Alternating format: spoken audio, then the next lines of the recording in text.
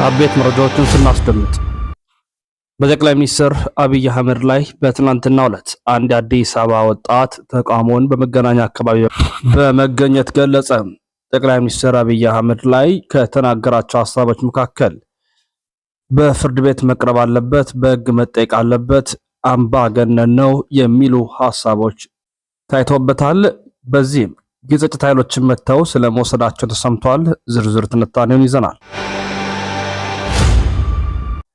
የአዲስ አበባ ጉዳይን በተመለከተም የደረሱን መረጃዎች አሉም። እንዲሁም ከትምህርት ሚኒስቴር የተሰጠውን መግለጫ ማካተን በዛሬው ጥንክራችን ሰፋ ያለ ትንታኔ እንሰጣችኋለን። በመሆኑም ሰብስክራይብ በማድረግ ላይክ እና ሼር በማድረግ ከጎናችን እንድትቆሙ የጋበዝናችሁ። ወደ ያዝናቸው ዝርዝር ትንታኔዎች በቀጥታ እናመራለን።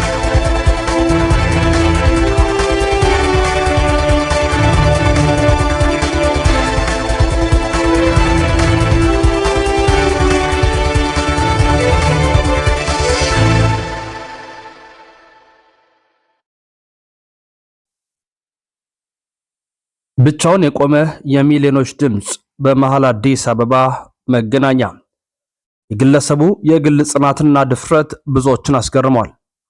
በመሃል አዲስ አበባ መገናኛ አካባቢ ጠቅላይ ሚኒስትር አብይ አህመድ ከስልጣን ወርደው ለፍርድ መቅረብ አለባቸው የሚል መፈክር በመያዝ ብቻውን ለተቃውሞ አደባባይ የወጣ ግለሰብ የሶሻል ሚዲያ መነጋገሪያ ሆኗል።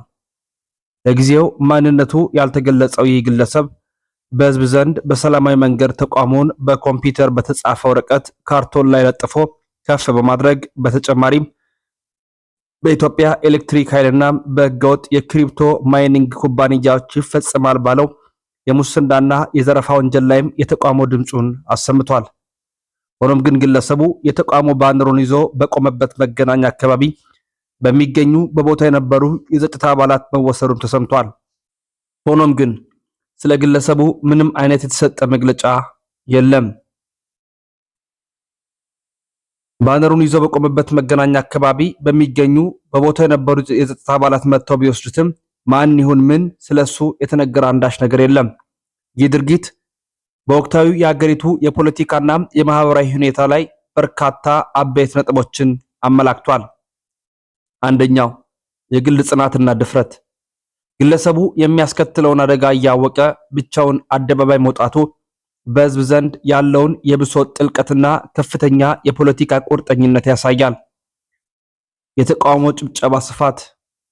ተቃውሞ ከፖለቲካዊ ስልጣን ጥያቄ ባለፈም እንደ ኤሌክትሪክ ኃይልና ህገወጥ የክሪፕቶ ማይኒንግ ያሉ ወቅታዊ የሙስናና የኢኮኖሚ አላስፈላጊ አሰራሮችን የዳሰሰ መሆኑ የህዝቡ ስጋት ሁለገብነት ያሳያል። የሰላማዊ ተቃውሞ የድልና የጸጥታ እርምጃ።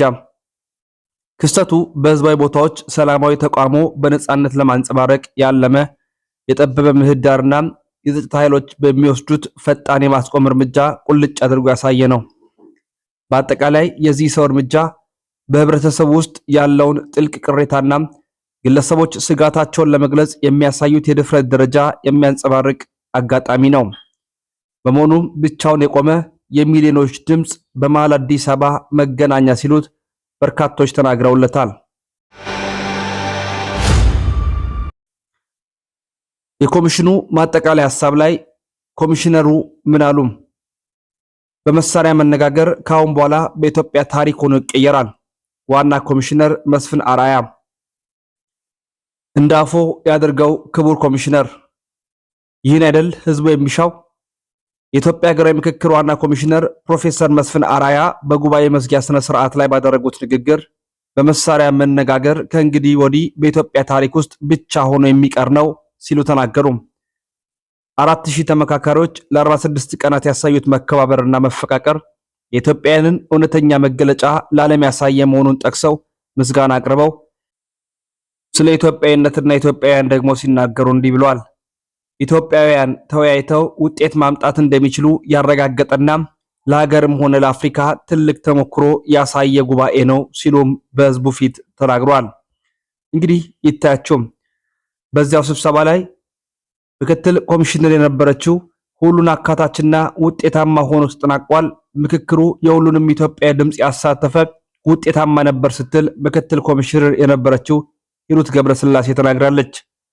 አስቀድመን በስብሰባው ላይ ከነበሩት መካከል የሁለቱም ፓርቲዎች በተለይም የእናት ፓርቲንና የአብንን መግለጫ ማሰማታችን ይታወሳል። በተለይ እናት ፓርቲ በመግለጫው የነ አጼ በጉልበቱ ምክክር በመሆኑ ህዝብ እንዳይቀበለው ብሎ ማንሳታቸው የሚታወስ ሲሆን አብን ደግሞ በድጋሚ የህዝብ ድምጽና ውሳኔ በፖለቲካ ሴራ ተሽሯል ብሎ ማውጣቱ ይታወሳል። እንግዲህ ምክትል ኮሚሽነር ሂሩት ገብረስላሴ ይህንን ነው በሐሳቧ ሁሉም ኢትዮጵያን የተስማሙበት ምክክሩ የሁሉም ኢትዮጵያ ድምጽን ያሳተፈ ውጤታማ የነበረ ነው ስትል የተናገረችው።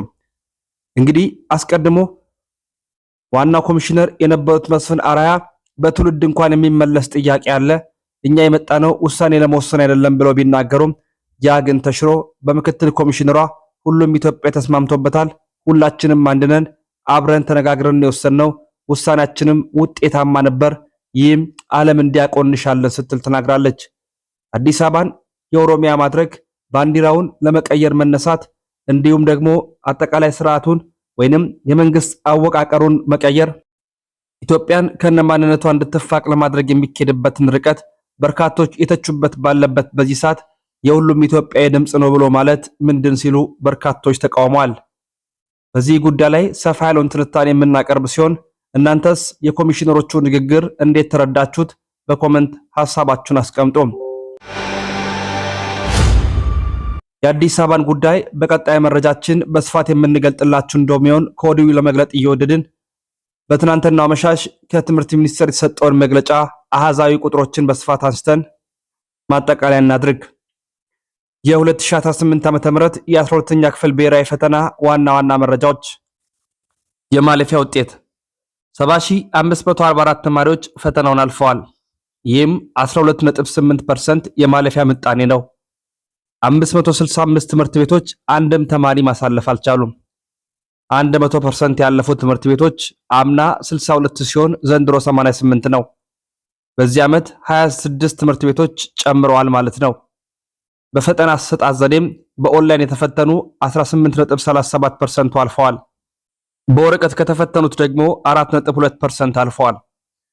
የክልሎች የማለፊያ ምጣኔ አዲስ አበባ 32.4%፣ ሐረሪ 22.76%፣ አማራ 15%፣ ድሬዳዋ 11.92%፣ ትግራይ 11.2%፣ ኦሮሚያ 10.53%፣ ደቡብ 9.2%፣ ሶማሌ 9%፣ ሲዳማ 6.95%፣ ጉምዝ 6.1%፣ ደቡብ ኢትዮጵያ 4.2% እንዲሁም 3.74% የክልሉ ስም አልተጠቀሰም።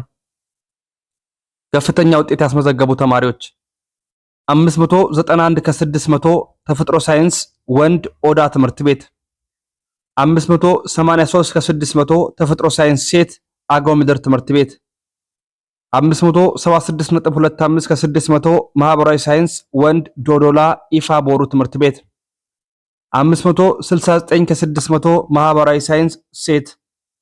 በአጠቃላይ የዘንድሮ የ12ኛ ክፍል ብሔራዊ ፈተና የማለፊያ ምጣኔ 12.8% ሲሆን አዲስ አበባ 32.4 በማስመዝገብ ከፍተኛውን የክልል ደረጃ ይዟል።